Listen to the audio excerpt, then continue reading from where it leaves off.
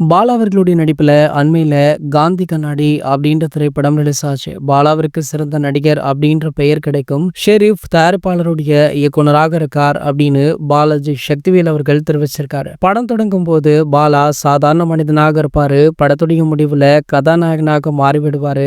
காந்தி கண்ணாடி படம் அல்ல, அழகான சிற்பம் அப்படின்னு பலருமே பேசியிருக்காங்க.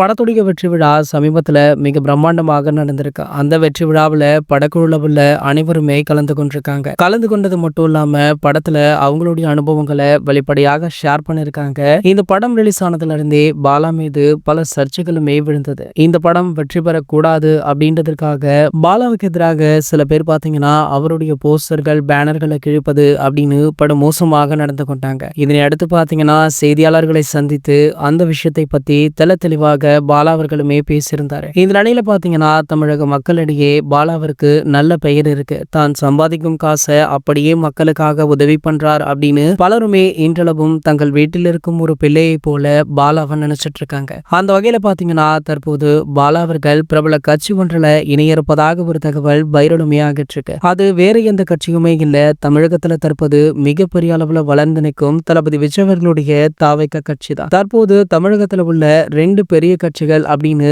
விரல் விட்டு எண்ணும் அளவிற்கு இந்த 2 கட்சிகள் தான் இருக்கு. திமுகவிற்கே தற்போது தளபதி விஜய் அவர்கள் தண்ணி காட்டிட்டும் இருக்காரு. கூடிய விரைவில் பாலா அவர்கள் இந்த கட்சியில் இணைந்து விட்டால் கண்டிப்பாக கட்சிக்கு கூடுதல் பலமாக இருக்கும் அப்படின்னு எதிர்பார்க்கலாம். இது போன்ற செய்திகளை பற்றி நீங்க உடனே தெரிஞ்சுக்க நம்மளுடைய தளபதி டாக்கீஸ் சேனலை மறக்காம சப்ஸ்கிரைப் பண்ணிக்கோங்க.